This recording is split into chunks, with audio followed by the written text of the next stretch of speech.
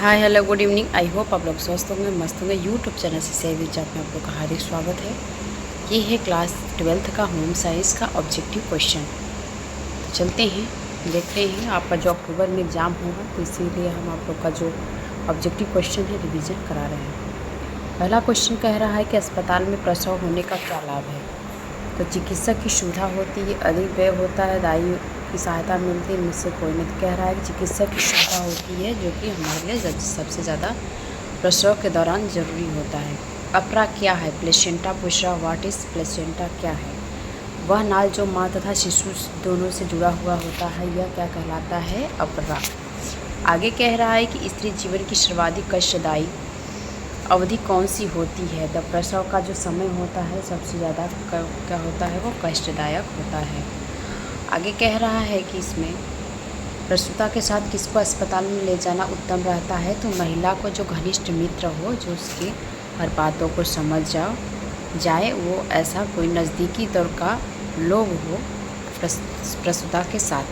प्रसव कक्ष में तस्वीरें लगानी चाहिए, तो कैसा हिष्ट पुष्ट शिशुओं का लगाना चाहिए। फिर आगे क्वेश्चन कह रहा है कि प्रसव क्रिया में असावधानी, अज्ञानता व अव्यवस्था से गंभीर हानि हो सकती है। तो प्रसूता को, जन्म लेने वाले शिशु को, प्रसूता था जन्म लेने वाले शिशु कोई को नहीं। कह रहा है कि प्रसव क्रिया में असावधानी, अज्ञानता, अव्यवस्था से गंभीर हानि हो सकती है। हाँ, हो सकती है, लेकिन ऑप्शन में कह रहा है कि प्रसूता को, जन्म लेने वाले शिशु को, तो इसमें होगा इसका ऑप्शन कौन सा? प्रसूता को। ऑप्शन कौन सा होगा?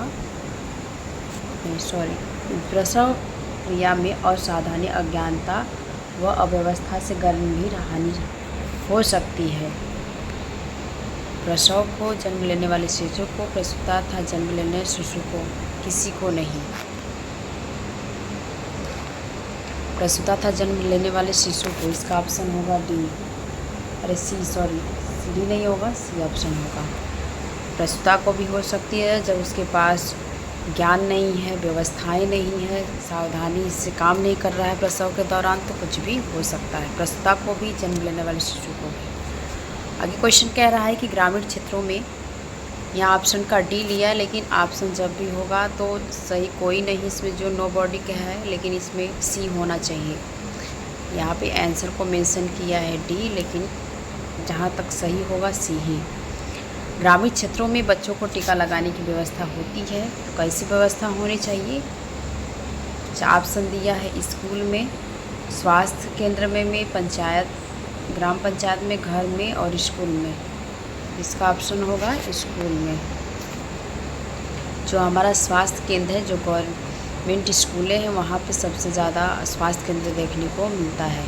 तो ग्रामीण क्षेत्र के लोग जो होते हैं, जो सार्वजनिक जगह है हमारा स्कूल, वहीं पर स्वास्थ्य विभाग सेंटर बनाया गया। आगे देखते हैं क्वेश्चन को। पारिवारिक साधन है। पारिवारिक साधन क्या है? तो पारिवारिक साधन क्या है? यहाँ पे पारिवारिक आवश्यकताओं की पूर्ति हेतु करना पारिवारिक साधन कहलाता है। आगे कह रहा है कि धन भौतिक वस्तु तथा संपत्ति को माना जाता है। धन भौतिक वस्तु तथा संपत्ति को क्या माना जाता है? तो भौतिक साधन या फिजिकल मीन्स माना जाता है। आगे कह रहा है भौतिक साधन होते हैं, तो कैसे होते? दृश्य होते, लाभदायक, अनावश्यक, सर्वसुलभ। कैसे होते हैं? तो ये होते हैं दृश्य। आगे है मानवीय साधन है। मानवीय साधन कैसा है? अमूर्त है, स्थूल है, धन से अर्जित योग्य, सर्वाधिक महत्वपूर्ण है। तो ये होगा अमूर्त है, ऑब्स्ट्रैक्ट है। पांचवा कह रहा है कि साधनों से अधिक लाभ प्राप्त करने के लिए आवश्यक है। तो क्या लाभ प्राप्त करने के लिए आवश्यक है? तो साधनों का उचित प्रबंधन करना, ये साधन है।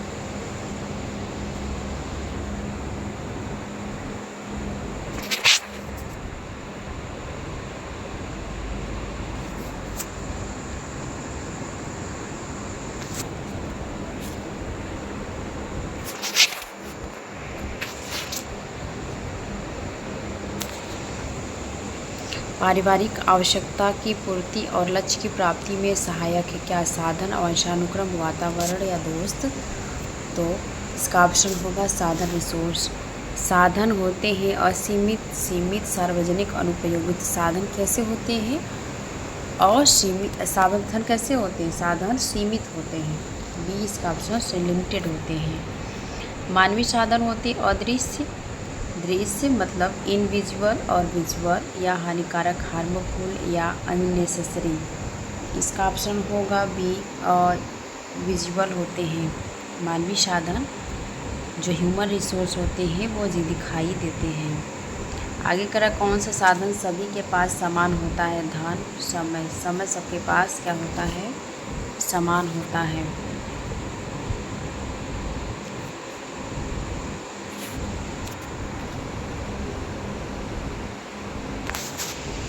दसवां क्वेश्चन कह रहा है कि पारिवारिक साधन किस प्रकार के हैं? परंपरागत है, गैर मानवीय, अमानवीय। तो इसका आंसर होगा इसमें मानवीय और अमानवीय। इसका आंसर कौन सा होगा? यहाँ पे बी।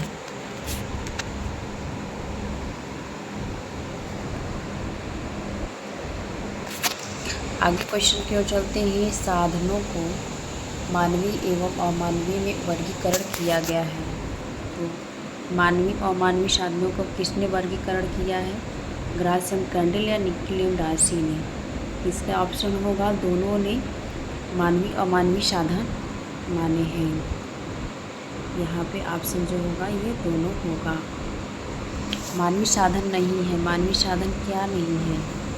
तो धन मानवीय साधन नहीं है। आगे कह रहा है कि भौतिक साधन नहीं है, शक्ति है, धन, वस्तु, सामुदायिक वस्तुएं। भौतिक साधन शक्ति नहीं है जो कि मानवीय के अंतर्गत आता है। व्यक्तिगत साधन नहीं है, व्यक्ति की रुचियाँ, मानवीय गुण, भावनाएं, वस्तुएं। तो 14वें का डी होगा, वस्तुएं।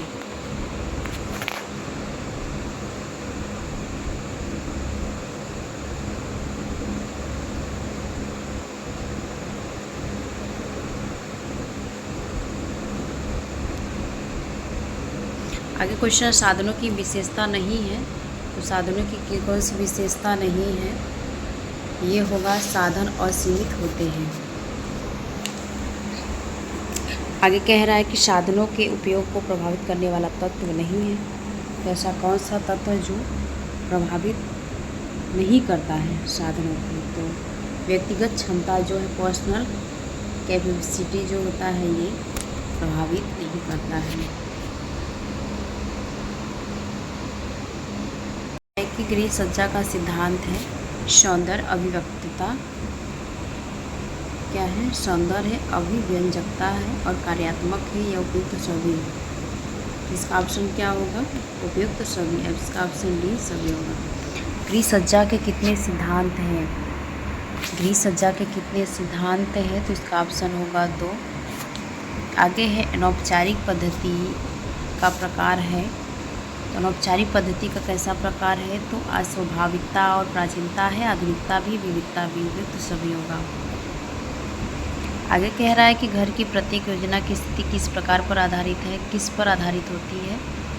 तो 5वें का होगा ऑप्शन बी, कार्य 1 कार्य पर आधारित होता है। निम्न में से कौन गृह सज्जा की प्रमुख शैली है? गृह सज्जा की कौन सी प्रमुख शैली है? तो इसका ऑप्शन होगा इनमें से सभी। मिश्रित भी है, विदेशी, परंपरागत, देसी शैली भी है। आई होप आप लोग को वीडियो पसंद आया होगा। प्लीज़ वीडियो को लाइक, सब्सक्राइब जरूर कीजिएगा। Thanks for watching.